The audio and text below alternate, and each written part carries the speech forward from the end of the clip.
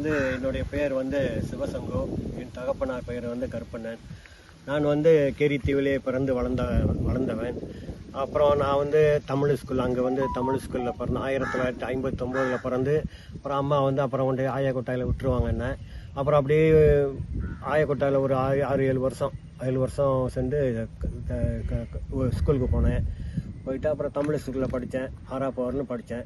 இப்போ அதன் பிறகு பெரிய ஸ்கூல் செகண்டரி ஸ்கூலுக்கு கூட்டிகிட்டு போனோம். என்னோடய வாழ்க்கையெல்லாம் என் கூட பிறந்தவங்களாம் வந்து எல்லாமே கேரித்தீவிலே உள்ளவங்க தான். அது வந்து கேரித்தீவுன்றது வந்து ஒரு புதுமையான இடம் தான். ஆனால் சிலருக்கு வந்து அது கேரித்தீவு எங்கே இருக்குதுன்னே தெரியாமல் இருந்தாங்க. ஏன்னா அப்படி இருந்த ஒரு எஸ்டேட் அது. ஏன்னா அப்போல்லாம் வந்து வெள்ளைக்காரங்க வந்து அந்த கேரித்தீவை வந்து எரஸ்டன் குரோஸ்ஃபீல்ட் தான் வந்து ஆட்சி செஞ்சுக்கிட்டு இருந்தாங்க. அப்புறம் அது வந்து நாளோட வந்து அப்போ வந்து கெடுபடியான ஒரு சூழ்நிலை தான். வெளியெல்லாம் நம்ம போக முடியாது. போகணுமுனாக்கா ரொம்ப ஸ்ட்ரிக்டாக இருப்பாங்க. ஃபேரியில் தான் போகணும். அப்புறம் ஏன் போகிற எதுக்கு போகிற அப்படிங்கிறதெல்லாம் வந்து அவங்க வந்து சொல்லணும். முறைப்படி எடுத்து ஒரு லெட்டர் மூலமாக எழுதி அவங்கக்கிட்ட கொடுக்கணும். நான் இந்த மாதிரி போகிறேன் அப்படின்னு. சாதாரணமாக போக முடியாது. அந்த மாதிரி ஒரு கெடுபடியாக தான் வச்சுக்கிட்டு இருந்தாங்க. அப்புறம் வாழ்க்கை அப்படியே போய்கிட்டு இருந்துச்சு. அப்புறம் அங்கே வந்து பெரும்பாலும் வந்து அப்போ வந்து பால் மரம் தான் இருந்துச்சு. அதிகமாக பால் மரம். காலையில் எழுந்திரிச்சு அப்பா அம்மாவுக்கு உதவி செய்கிறதுக்காக பால் மரம் வெட்டுறதுக்கெல்லாம் போயிடுவோம். போயிட்டு எல்லாத்தையும் முடிச்சுக்கிட்டு அப்புறம் ஸ்கூலுக்கு போவோம். அப்புறம் அப்படியே வாழ்க்கை ஓடிக்கிட்டே இருந்துச்சு. ஓடிக்கிட்டே இருந்தோடனே எனக்கு வயசு வந்து ஏறக்குறைய வந்து ஒரு 20 வயசு வந்தோடனே நான் என்ன செஞ்சேன், எஸ்டேட்டை விட்டு சரி இனிமேல் பட்டணத்துக்கு போயிடலாம் அப்படி சொல்லிட்டு. ஏன்னா அதன் பிறகு வந்து அவங்க கெடுபடியெலாம் வந்து தளர்த்திட்டாங்க. எஸ்டேட்டில் வந்து கெடுபடி நீங்கள் எங்கே வேணாலும் போயிருக்கலாம் அப்படி சொல்லிட்டு தளர்த்திட்டாங்க. அதன் பிறகு நாங்கள் என்ன செஞ்சுட்டேன், எஸ்டேட்டை விட்டுட்டு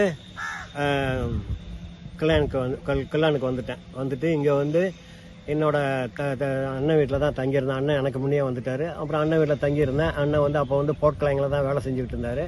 வந்தோடனே நானும் வேலை செஞ்சுக்கிட்டு இருந்தேன். ஆனால் என்னோடய படிப்பு வந்து ஃபார்ம் 3யோட முடிச்சுக்கிட்டேன். ஏன்னா அவ்வளோதான், ஒரு அளவுக்கு பேச தெரிஞ்சு எழுத தெரிஞ்ச அளவுக்கு படிச்சுக்கிட்டேன். அந்த அளவுக்கு படித்தது எனக்கு வாத்தியார் வந்து மிஸ்டர் ராமச்சந்திரன் அவர் தான். வாத்தியார் தான் எங்களுக்கு வந்து நல்லா படித்து கொடுத்தாங்க. ஓகே, ஏதோ படிப்பு அதிகமாக இல்லைனாலும் ஒரு அளவு படிச்சிருக்கோமே அப்படிங்கிறதுனால அந்த முயற்சியில் தான் இன்றைக்கி வந்து ஏறக்குறைய வந்து ஒரு நல்ல நிலையில் நான் இங்கே இருக்கேன். வீடெல்லாம் வாங்கிட்டு குடும்பத்தோட பிள்ளைங்களோட எனக்கு 2 ஆண் குழந்தைங்க, 2 திருமணம் பண்ணிட்டாங்க, 2 பேர பிள்ளைங்களும் இருக்குது. ஓகே, எல்லாத்தோட நல்லா சிறப்பாக இருந்து வாழ்ந்துக்கிட்டு இருக்கிறோம். ஓகே, என்னை பொறுத்தவரையிலும் பிள்ளைங்களை வந்து நல்ல ஸ்கூலுக்கு அனுப்பணும். இப்போ உள்ள பெற்றோர்கள்லாம் வந்து பிள்ளைங்களுக்கு வந்து ஏதோ ஒரு அளவுக்கு படிக்கிற அளவுக்கு பேச தெரிகிற அளவுக்காவது பிள்ளைங்களை வந்து அனுப்பி விடணும்.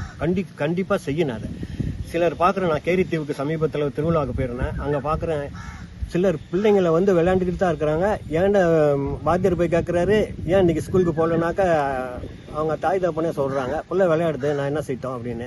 அந்த மாதிரிலாம் இருக்கக்கூடாது. பிள்ளைங்களை வந்து கண்டிப்பாக கொஞ்சமாவது படிக்க வைங்க. அப்போ தான் இன்னும் எதிர்காலத்தில் வந்து மலேசியாவில் அப்படி பண்ணி ஏதாவது பொழைச்சிக்கலாம். மற்ற நாடுகள்லாம் போயிட்டு நம்ம வந்து போய் பேசணும்.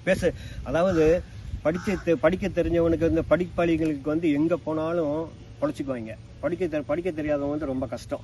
படிப்பு இல்லைனாக்கா ரொம்ப கஷ்டம். பேச தெரியலன்னா ரொம்ப கஷ்டம். வாழ்க்கையில் வந்து ஒன்றும் நம்ம செய்ய முடியாது. அதனால் நல்லா கொஞ்சம் படிக்க வைங்க. பிள்ளைங்களை திறமையாக படிக்க வைங்க. ஓகே, ஆனால் நான்லாம் நிறையா முயற்சி எடுத்து பார்த்தா அப்போல்லாம் வேலை சூழ்நிலையினால என்னாலாம் படிக்க முடியல. அதிகமான வேலை வாய்ப்பு 2 பேர்த்துக்கு உதவி பண்ணணும். பால் மரம் வெட்டணும், பால் செய்யணும். ராத்திரி 7 மணி 8 மணி ஆயிரும் எல்லாத்துக்கும் முடிச்சு செட்டில் பண்ணுறதுக்கு. அப்புறம் இப்படி வாழ்க்கை ஓடிக்கிட்டு இருந்துச்சு. இப்போ வந்து இங்கே வந்து கோலாலம்பூருக்கு வந்த பிறகு கல்யாணுக்கு வந்த பிறகு நான் நல்ல நிலையில் இருக்கிறேன். ஓகே, எனக்கு வந்து என்னை பொறுத்தவரையிலும் நான் நல்ல நிலையில் இருக்கிறேன். ஓகே, இதே மாதிரி எல்லாரும் நல்லா இருக்கணுன்ற இறைவனை நான் வேண்டிக்கிறேன். ஓகே, நன்றி, வணக்கம்.